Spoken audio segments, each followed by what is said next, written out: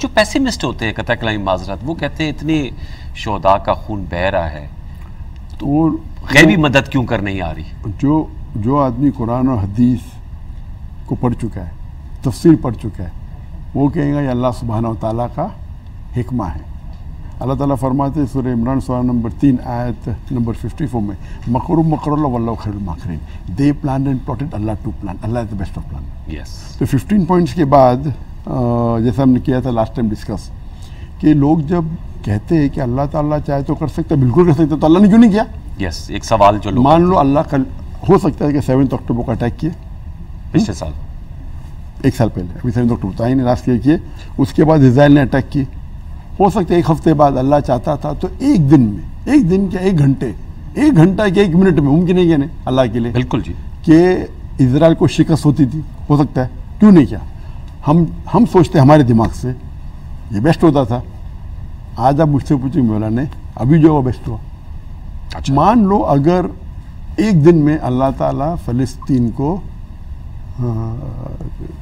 Victory دے دیتا، فتح دے دیتا تھا اور اسرائیل کو شکست دے دیتا تھا، اس وقت 7 اکتوبر کے ٹائم پہ 90% آف دا غیر مسلم کی بات کریں، 90% آف دا غیر مسلم were in the favour of Israel, approximately survey کرو تو 10% میں بھی agreed this because they don't know what's happening. یہ پہلی بار ہسٹری آف ہیومن کائنڈ میں لائیو ٹیلی کاسٹ ہو رہا ہے جینوسائڈ کا۔ جینوسائڈ تو سینکڑوں ہوئے پہلے، کئی ہو گئے، جی تاریخ بہت ہے، بھری ہوئی ہے، چاہے ہٹلر کا لو، چاہے مسولینی کا ہو، چاہے کچھ بھی ہو، لیکن یہ سب جو ایویڈنس ہے، ویڈیو ریکارڈنگ کبھی سالوں بعد آئی، کبھی فوٹوگرافس آئے مہینوں بعد، ویک بعد، یہ لائیو ٹیلی کاسٹ پہلی بار ہے، برابر؟ تو لائیو ٹیلی کاسٹ دیکھ کے پہلے ہمارے مسلمان کی لسٹ لائے، ہم جو پڑھتے قرآن میں قصے، حدیث میں دیکھتے صحابہ کا ایمان کیا تھا، ابھی تو نظر نہیں آتا ہے۔ ابھی ہم دیکھ رہے کہ ایک ماں اپنا بیٹا شہید ہو جاتا ہے، وہ اللہ تعالیٰ سے شکایت نہیں کرتی، اللہ تعالیٰ سے کہہ رہی ہے کہ مجھے اور 10 بیٹے دے دے، تیرے نام میں قربان کر دوں جی۔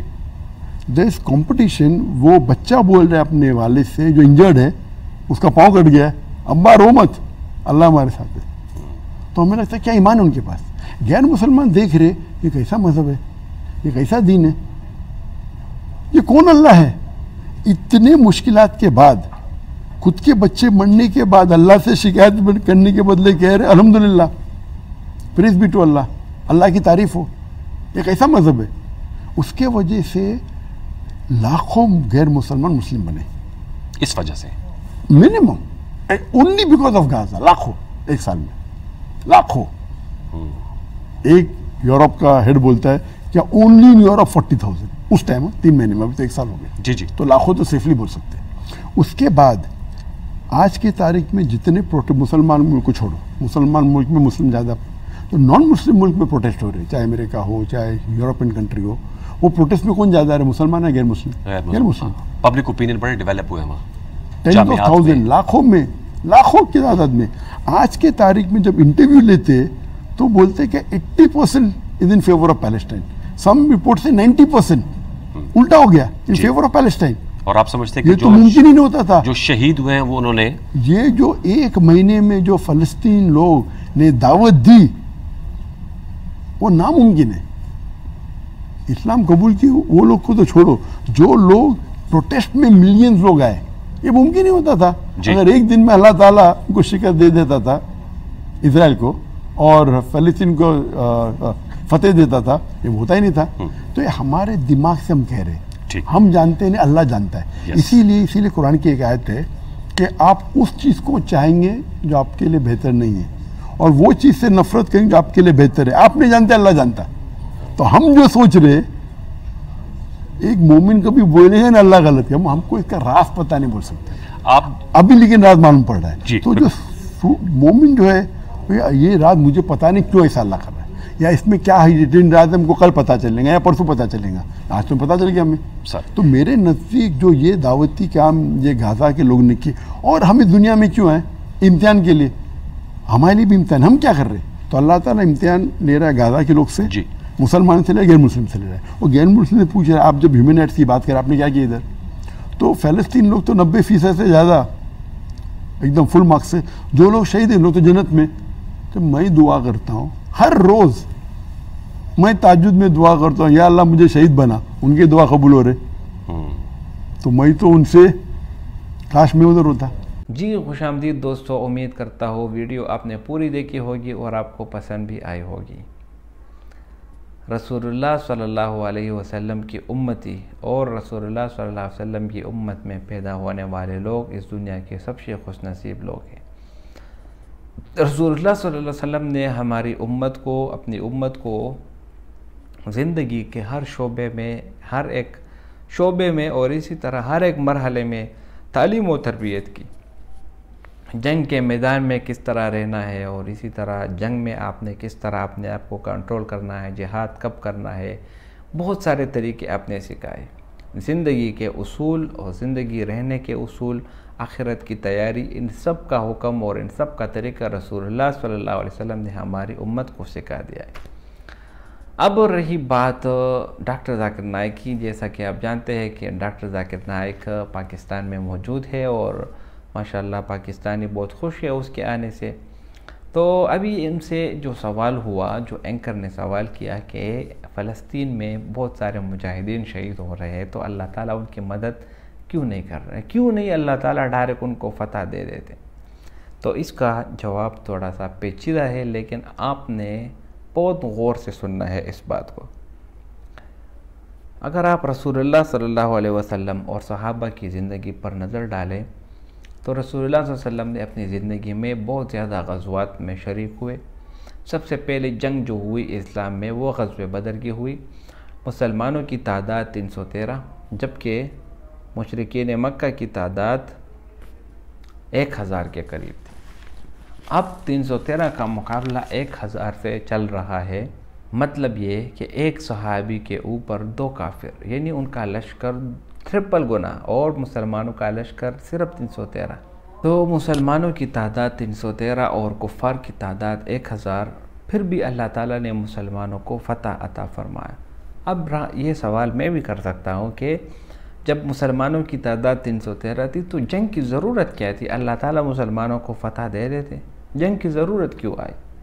جواب یہ ہے کہ اللہ تعالیٰ نے کامیابی اور ناکامی کا جو وعدہ ہے وہ انسان کے محنت اور انسان کے لگن میں رکھا ہے.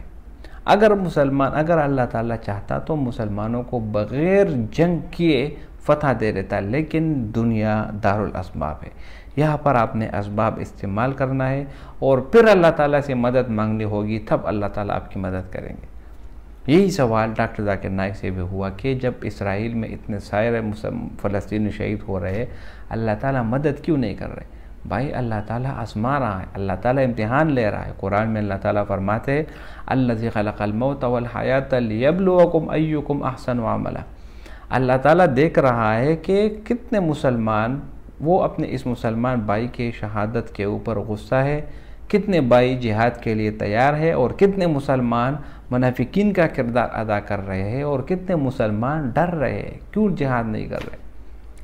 تو بھائی اللہ تعالیٰ ٹیسٹ لے رہا ہے، امتحان لے رہا ہے. کون اس میں کامیاب ہوتا ہے کون نہیں، اس کا فیصلہ اللہ نے کرنا ہے.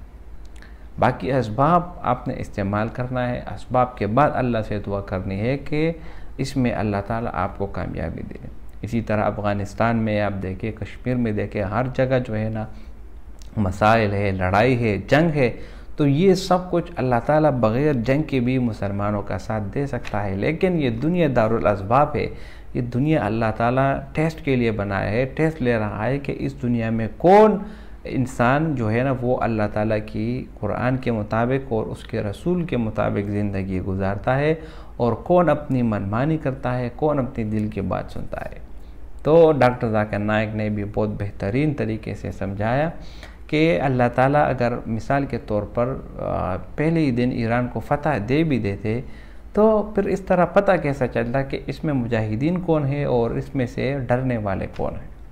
تو بھائیو دوستو، ہمیشہ سے یہ دنیا دارالاسباب رہی ہے. اگر آپ بستر پر لیٹے لیٹے دعا کریں گے یا اللہ مجھے پیسے دے رہے، اس طرح آپ کو کچھ نہیں ملنا.